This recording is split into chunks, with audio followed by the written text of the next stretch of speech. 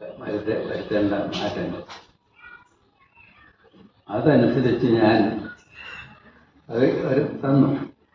അതനുസരിച്ച് ഞാനിത് റിയലൈസ് ചെയ്തു. അവർ നിർദ്ദേശിച്ച മാറ്റങ്ങൾ ഉൾപ്പെടുത്തിക്കൊണ്ട് റീറൈറ്റ് ചെയ്തപ്പോഴേക്കും എനിക്ക് ധൈര്യമായി ഇനി ഇത് പബ്ലിഷ് ചെയ്യേണ്ടത്. അങ്ങനെ ഞാനത് ഡൽഹിയിലെ നമ്മളെ പബ്ലിഷേഴ്സിനെ കൊണ്ട് പബ്ലിഷ് ചെയ്യിച്ചു. ആ പുസ്തകമാണിത്. ഫിലോസഫി സിംപ്ലിഫൈഡ് പറഞ്ഞു. അതിനകത്ത് 2 ഭാഗങ്ങളുണ്ട്. ഒന്ന് ജീവിതത്തെപ്പറ്റിയും ലോകത്തെപ്പറ്റിയും നമുക്കുണ്ടായിരിക്കേണ്ട ധാരണയുണ്ട്.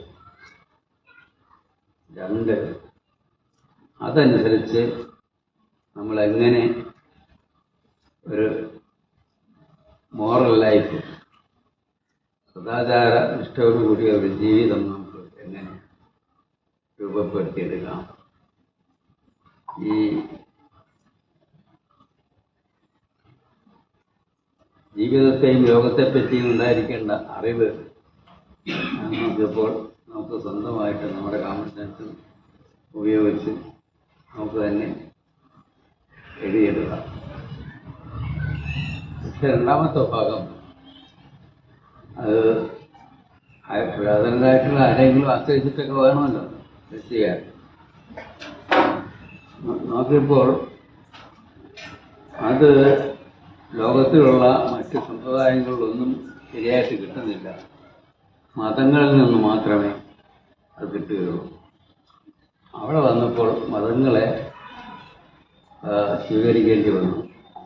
അത് സ്വീകരിച്ചപ്പോൾ ഓരോ മതത്തിലും ഉള്ള മതപരമായ ജീവിതത്തിലുള്ള മൊറാലിറ്റിയെ സംബന്ധിച്ചുള്ള പാഠങ്ങൾ എല്ലാ മതത്തിലുമുണ്ട്. അതിൽ എക്കാലത്തും പ്രസക്തിയുള്ളതും എല്ലാ മനുഷ്യർക്കും ഒരുപോലെ പ്രസക്തിയുള്ളതുമായ നിർദ്ദേശങ്ങൾ മാത്രം ഞാൻ പറക്കിയെടുത്തു. എക്കാലത്തും പ്രസക്തിയുള്ളതായിരിക്കണം, എല്ലാ മനുഷ്യർക്കും പ്രസക്തമായിരിക്കണം. അതെല്ലാം പറക്കിയെടുത്തു. അത് ഹിന്ദു മതത്തിൽ നിന്നും, മതത്തിൽ നിന്നും, ഇസ്ലാം മതത്തിൽ നിന്നും, ബുദ്ധമതത്തിൽ നിന്നും ഒക്കെ പറക്കിയെടുത്തു. അതാണ് 2ാമത്തെ ഭാഗം. ആർക്കെങ്കിലും ഇത് വേണമെന്നുണ്ടെങ്കിൽ ഇവിടുന്ന് വാങ്ങിച്ചോളാം. അത് തന്നെ ഞാൻ നമ്മുടെ തിരുവനന്തപുരത്തുള്ള കേരള ഭാഷാ ഇൻസ്റ്റിറ്റ്യൂട്ടിൻ്റെ ഡയറക്ടറായിരുന്ന ഡോക്ടർ M.R. തമ്പാൻ്റെ കയ്യിൽ കൊടുത്തു. അദ്ദേഹം തിരിച്ചുമറിച്ചൊക്കെ നോക്കിയിട്ട് ഇതൊന്ന് മലയാളത്തിലാക്കി തരാമോ, നിങ്ങളത് പ്രസിദ്ധീകരിക്കാം എന്ന് പറഞ്ഞു. പിന്നീട് ആണ് ഞാനത് മലയാളത്തിലേക്ക് ആക്കിയത്. അത് അവരെ കേൾപ്പിച്ചു. അവരും അതവർ ഉടനെ പ്രസിദ്ധീകരിക്കുകയും ചെയ്തു. അതാണ് ഈ പുസ്തകം. യുവദർശനം എന്നാണ് അതിന് പേരിട്ടത്. ഇങ്ങനെ ഉള്ള പുസ്തകങ്ങൾ ഒരു വശത്ത്.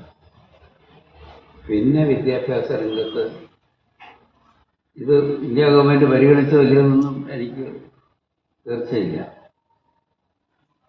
ഏതായാലും പ്രധാനമന്ത്രിയുടെ കയ്യിൽ വരെ ഈ പുസ്തകം കൊണ്ടെത്തിച്ചിട്ടുണ്ട്. നമ്മുടെ പ്രൊഫസറും എഴുതി കൊടുത്തിട്ടുണ്ട്. അതിനപ്പുറം എന്നെ കൊണ്ടൊന്നും ചെയ്യാൻ സാധിക്കില്ല. പിന്നീട് ഉള്ള ഒരു നിർദ്ദേശം ഞാൻ വെച്ചത്, നമ്മുടെ വിദ്യാഭ്യാസ വകുപ്പിൻ്റെ, ഇന്ത്യ ഗവൺമെൻറ്റിലെ വിദ്യാഭ്യാസ വകുപ്പിൻ്റെ പേര് മിനിസ്ട്രി ഓഫ് എഡ്യൂക്കേഷൻ എന്നായിരുന്നു. ഇന്ദിരാഗാന്ധിയെ വധിച്ചതിന് ശേഷം രാജീവ് ഗാന്ധി പ്രധാനമന്ത്രിയായപ്പോൾ അദ്ദേഹം വിദ്യാഭ്യാസ രംഗത്ത് ചില പുതിയ പരിഷ്കാരങ്ങളൊക്കെ നടപ്പിലാക്കി. അതിലൊന്ന് ഈ വിദ്യാഭ്യാസ വകുപ്പിന് പുതിയൊരു പേര് നൽകുക എന്നതാണ്. എന്താണ് പേര്? പേരറിയാം. മിനിസ്ട്രി ഓഫ് എഡ്യൂക്കേഷൻ എന്നത് മാറ്റി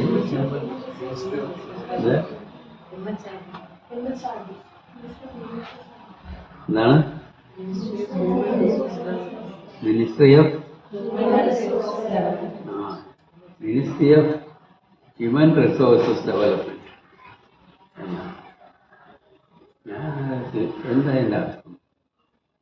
റിസോഴ്സസ് എന്ന് വെച്ചാൽ എന്താ അർത്ഥം?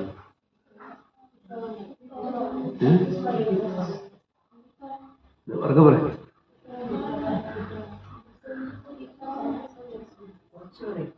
എനിക്ക് വന്നാൽ ചെവിയിൽ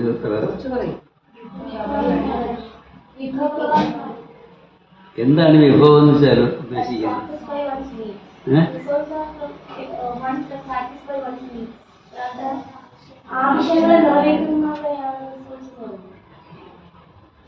ആവശ്യങ്ങൾ നിറവേറ്റാൻ ഉപകരിക്കുന്നത് എന്താണ്?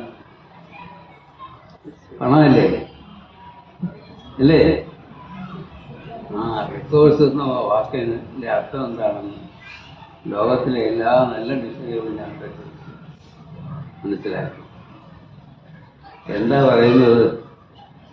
ഏതെങ്കിലും ഒരു നല്ല കാര്യം ചെയ്യുന്നതിന് ഉള്ള പദ്ധതിക്ക് വേണ്ട പണം എങ്ങനെ കൂട്ടാം, സമ്പാദിക്കാം, അതിൻ്റെ വഴി കാണിക്കുക.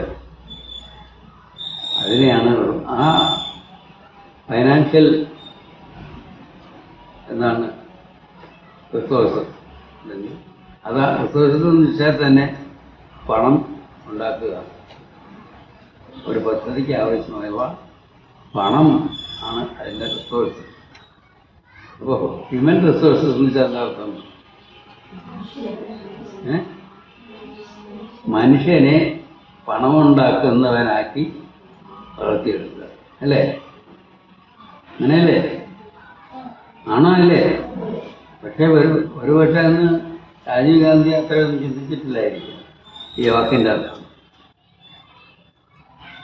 രാജ്യത്തിനും കുടുംബത്തിനും ഒരേപോലെ നല്ല കാര്യങ്ങൾ ചെയ്യുന്നതിന് ഉപകരിക്കുന്ന പണം സമ്പാദിക്കുന്ന ആളാക്കി മനുഷ്യരെ മാറ്റിയെടുക്കുക.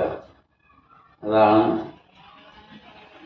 വിദ്യാഭ്യാസത്തിൻ്റെ ലക്ഷ്യം എന്ന് ഉള്ള കാഴ്ചപ്പാടാണ് അതിൻ്റെ പിന്നിലുള്ളത്. മനസ്സിലായോ? അതാണോ വേണ്ടത്? ആണോ? ആണെന്ന് നിങ്ങൾ കരുതുന്നുണ്ടോ?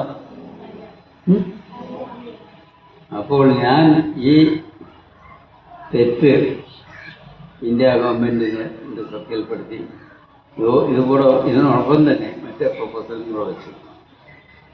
ഇത് വെറും തെറ്റായ ഇങ്ങനെ തെറ്റായ ഒരു ഉദ്ദേശത്തോടു കൂടി മനുഷ്യനെ വളർത്തിയെടുക്കുക എന്ന ലക്ഷ്യമാണ് ഈ പേരിൻ്റെ പിന്നിലുള്ളത്. അതുകൊണ്ട് ഈ പേര് മാറ്റണം, മിനിസ്ട്രി ഓഫ് എഡ്യൂക്കേഷൻ എന്ന് തന്നെ ആക്കണം. ഇപ്പോഴത് ആക്കിയിരിക്കുന്നത് അത് നല്ല നിർദ്ദേശം സ്വീകരിച്ചിട്ടാണോ അല്ലെന്ന് എനിക്കറിയില്ല. ഇപ്പോഴങ്ങനെ ആക്കിയിരിക്കുന്നു. നിങ്ങൾക്ക് അറിയാമോ? അറിയാമോ? അറിയാം. അപ്പോൾ അറിഞ്ഞൂടാ? മിനിസ്ട്രി ഓഫ് എന്താണ്? Ministry of human resources development അതിനെ വളർത്തിയെടുക്കുക, വികസിപ്പിക്കുക. അതിൻ്റെ സ്ഥാനത്ത് എഡ്യൂക്കേഷൻ എന്നുള്ള വാക്കിൻ്റെ അർത്ഥം തന്നെ എന്താണ്? ഉള്ളിലിരിക്കുന്നതിനെ വെളിയിലേക്ക് കൊണ്ടുവരിക, അല്ലേ? ആണോ? അപ്പോൾ ഇങ്ങനെ ഒരു ലക്ഷ്യം ഇത് പേരിൽ തന്നെ എന്ത് പേര് കൊടുക്കുന്നു എന്നത് തന്നെ എൻ്റെ ലക്ഷ്യം സൂചിപ്പിക്കും. പണം ഉണ്ടാക്കുന്നതിനുള്ള ഒരു യന്ത്രമാക്കി മനുഷ്യനെ വാർത്തെടുക്കുന്നതിന് പകരം മനുഷ്യനിലുള്ള എല്ലാ അംശങ്ങളെ